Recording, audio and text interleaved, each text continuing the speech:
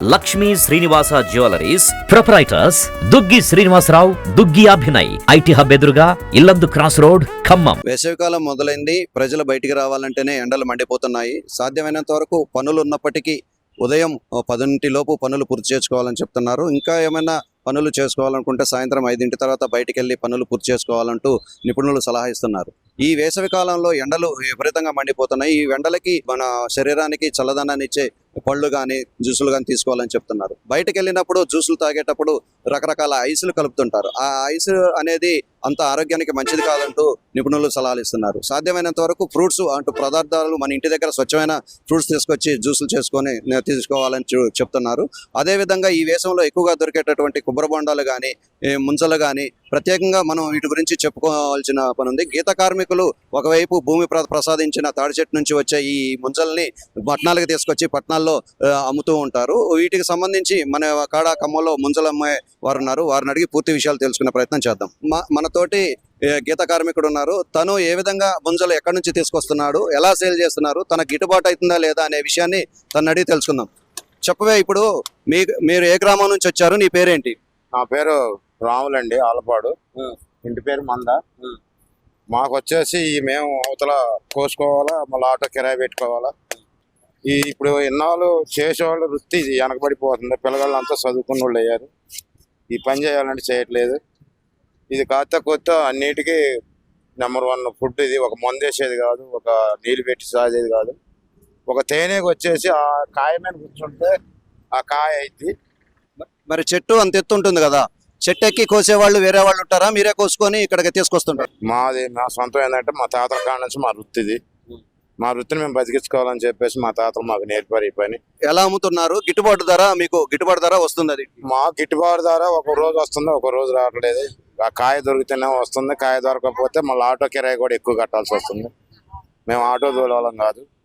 ఇప్పుడు టాపిక్ ఇబ్బంది అవుతుందని చెప్పేసి కొద్ది సార్ వాళ్ళు కూడా సహకరిస్తున్నారు. ఇది అందరికీ దొరికేది కాదు. ఇది ఒక 2 నెలల వరకే ఉంటుంది. ఇది సంవత్సరానికి ఒక 2 నెలలే మేము చేయగలుగుతుంది.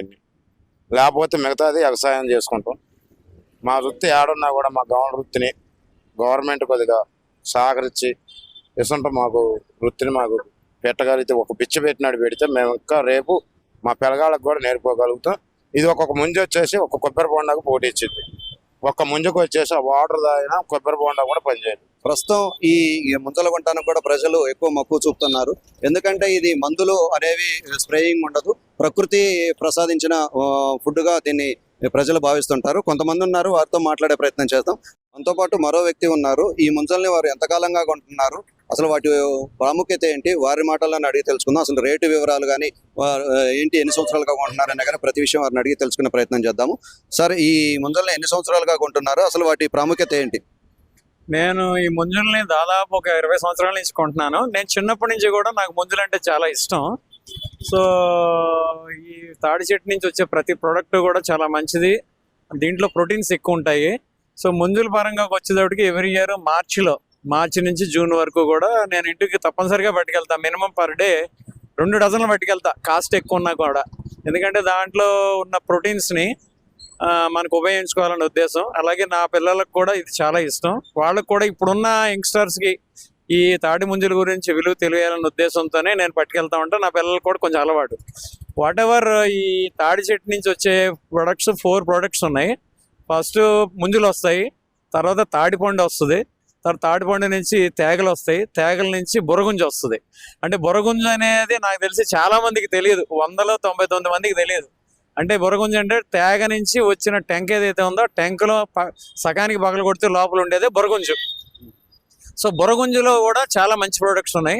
ఈ తాటి ముంజుల తర్వాత వచ్చే తాటిపండు నుంచి కూడా మేము బెల్లం కలుపుకొని కొంచెం పిండి కలిపి తాటి రొట్టెలు చేసుకుంటాం. తాటి రొట్టెల్లో కూడా విపరీతమైన ప్రోటీన్స్ ఉన్నాయి. దాని తర్వాతకు వచ్చేటప్పటికి తేగ ద్వారా కూడా డైజెషన్ సిస్టమ్కి ఫ్రీ మోషన్ అవడానికి కూడా తేగ నుంచి, ఎందుకంటే దాంట్లో పీచు పదార్థం ఉంది కాబట్టి ఆ పీచు పదార్థం నుంచి మనకి అరుగుదల బాగుంటుంది. అలాగే మోషన్ ఫ్రీ కూడా దాని నుంచి బాగా జరుగుతుంది. ఇది యంగ్స్టర్స్, ఇప్పుడున్న యంగ్స్టర్స్కి ఏం తెలియదు. యంగ్స్టర్స్ తెలుసుకోవాలని కోరుకుంటున్నాను నేను. మీ సుమన్ టీవీ ఈ మధ్యకాలంలో బాగా ప్రసిద్ధి చెందింది. బాగా కూడా మీ మంచి కాన్సెప్ట్స్ని బాగా తీసుకొస్తున్నారు. మీ ద్వారా ఇప్పుడున్న యంగ్స్టర్స్కి దీని నుంచి ఈ 4 ప్రొడక్ట్స్ గురించి కొంచెం మీరు బాగా సోషల్ మీడియా ద్వారా మీరు బాగా ఎక్స్పోజ్ చేసి వాళ్ళకి యంగ్స్టర్స్ తెలియాలని నేను కోరుకుంటున్నాను. దీంట్లో ఉన్న ప్రోటీన్స్ గురించి బాగా తెలియాలి. నేను 20 రూపాయలు తాటి ముంచి కాడి నుంచి ఈవేళ 100 రూపాయలు తాటి ముంచి వరకు కూడా నేను 20 ఏళ్ళ నుంచి తీసుకుని 20 రూపాయలు ఫస్ట్, తర్వాత 30 రూపాయలు, తర్వాత 50 అయింది, 50 నుంచి 60 అయింది, 60 నుంచి 80 అయింది, ఇప్పుడు ఈ సంవత్సరం 100 రూపాయలు. సో ఎవ్రీ ఇయర్ వీళ్ళు 20 రూపీస్. అసలు 100 రూపాయలు రేట్ అని కాదులే కానీ ఈవేళ తాడి చెట్టు నుంచి వాళ్ళు ముంజులు కొట్టి తీసుకురావడం అనేది వాళ్ళ గొప్పదనం. వేళ 100 రూపాయలు అనే కాస్ట్లీయే కానీ బట్ లేబర్ ఛార్జెస్ పెరిగాయి కాబట్టి వాళ్ళు వేళ ఆ ప్రోడక్ట్ మనకి ఇస్తున్నారు కాబట్టి చాలా సంతోషం. సో ఇంత మంచి ప్రోడక్ట్ని ప్రోటీన్స్ ఉన్నది ఇప్పుడున్న యంగ్స్టర్స్కి తెలియాలని నేను కోరుకుంటున్నాను. చలవని ఇస్తాయి బాడీకి, ఎండ దెబ్బ తగలకుండా. ముంజలని చిన్నప్పటి నుంచి మాకు అలవాటే. ముంజలు తింటాం, లేకపోతే ఇవి ముంజలు ముదిరిన తర్వాత తాటికాయలు అయితే తాటికాయల గుజ్జుతో మామూలు బొబ్బర్లు చేసుకుంటాం. అప్పలు అవి మళ్ళీ వేసుకుంటే తేగలు అవుతాయి. ఈ ముదిరిన కాయలు భూమిలో పెట్టేస్తే తేగలు వస్తాయి, అవి తింటాం. ఇంకా తాటాకులు అంటే పందిరి అయ్యని తీసుకునే వాళ్ళం. కొబ్బరి నీళ్ళ కన్నా ఈ ముంజలకు ఎక్కువ ప్రయారిటీ ఇస్తాం ఎండాకాలం. ఎందుకంటే ఇవి బాగా చలవ ఇస్తాయి కాబట్టి. రేట్లు ఎలా ఉన్నాయి గతంతో మనం ఫ్రూట్స్ తో పోల్చుకుంటే ఈ ముంజల రేట్లు ఎలా ఉన్నాయి?